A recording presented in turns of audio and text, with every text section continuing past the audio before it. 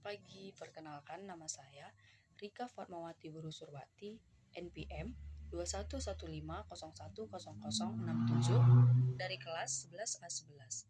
Di sini saya memenuhi tugas dari mata kuliah Strategi Pembelajaran di SD. Baik, di sini sebelum kita masuk ke pembelajaran kita, terlebih dahulu kita bernyanyi ya. Baik, di sini kita sudah bernyanyi, sekarang kita masuk ke berdoa. Baik, di sini kita sudah berdoa dan bernyanyi.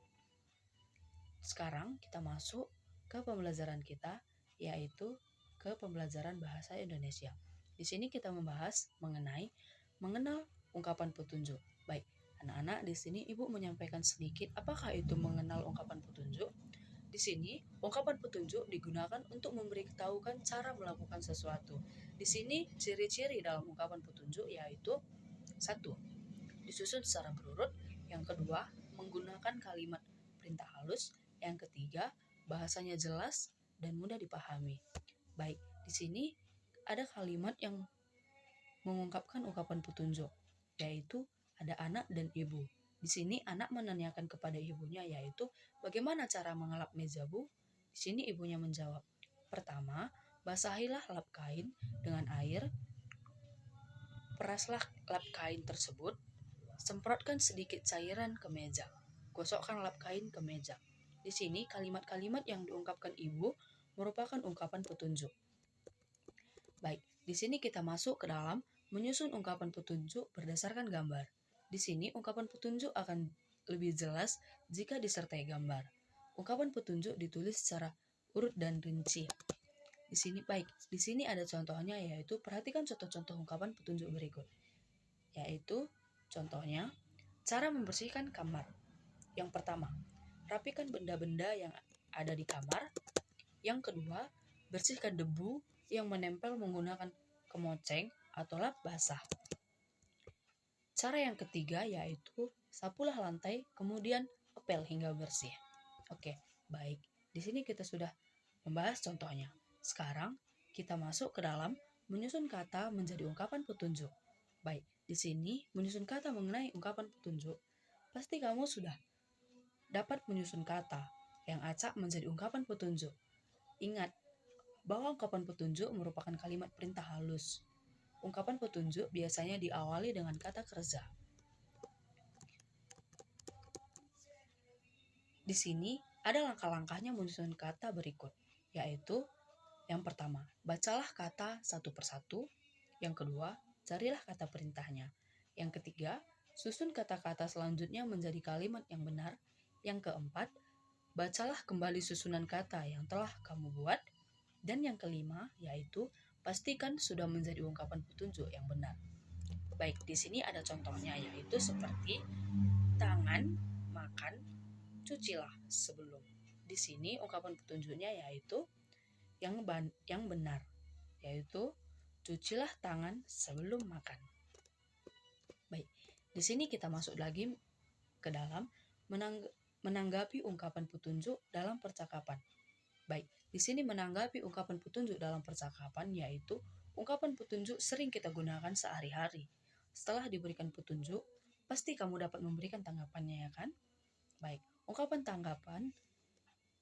tanggapan dengan santun. Baik, di sini ada sebuah percakapan yaitu mengenai Fitri dan ibunya. Di sini Fitri bertanya kepada ibunya, "Ibu, bolehkah aku membantu ibu mencuci piring?"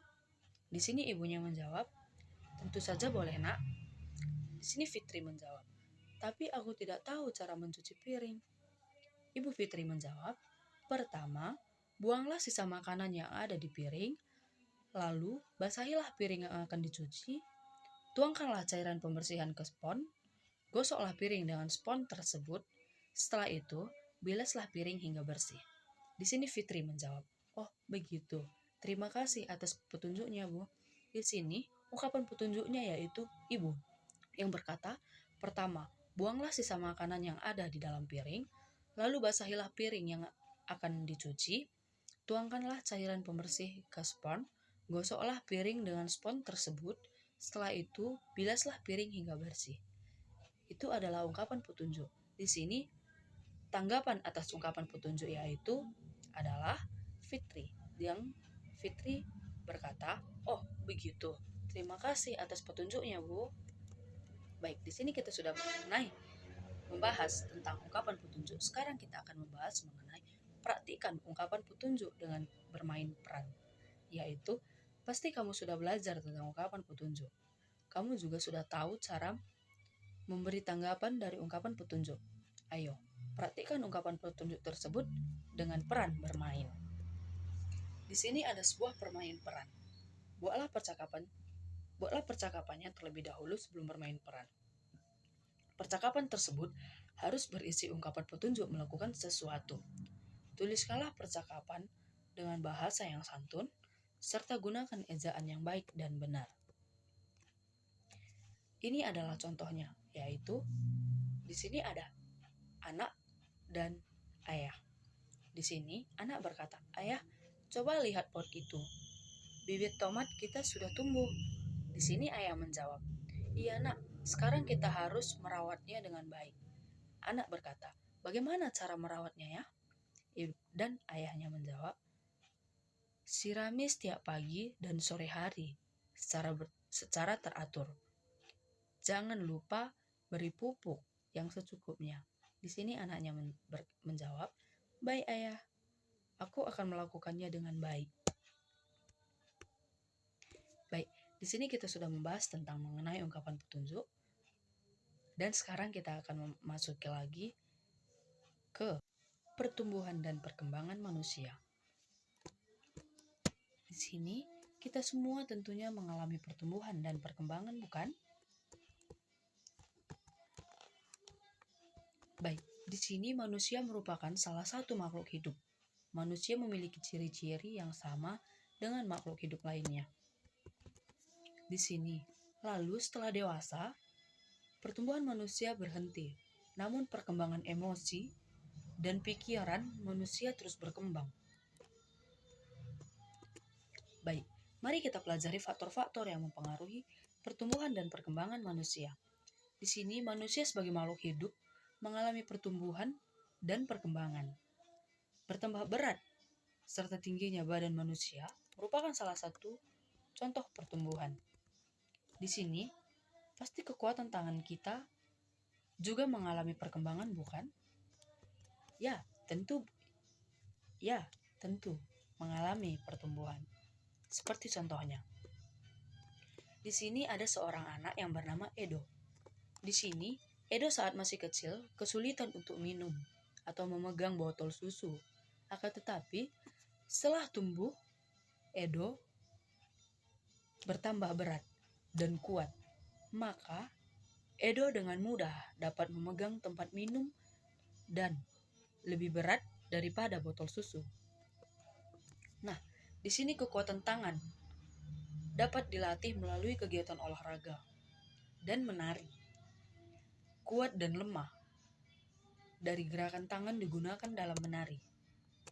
Baik, di sini kesimpulannya saya ambil yaitu mengenai kekuatan tangan atau pertumbuhan dan perkembangan, yaitu pasti di sini kita pasti semua ada pertumbuhan dan perkembangan kita. Nah, di sini di sini misalnya tangan.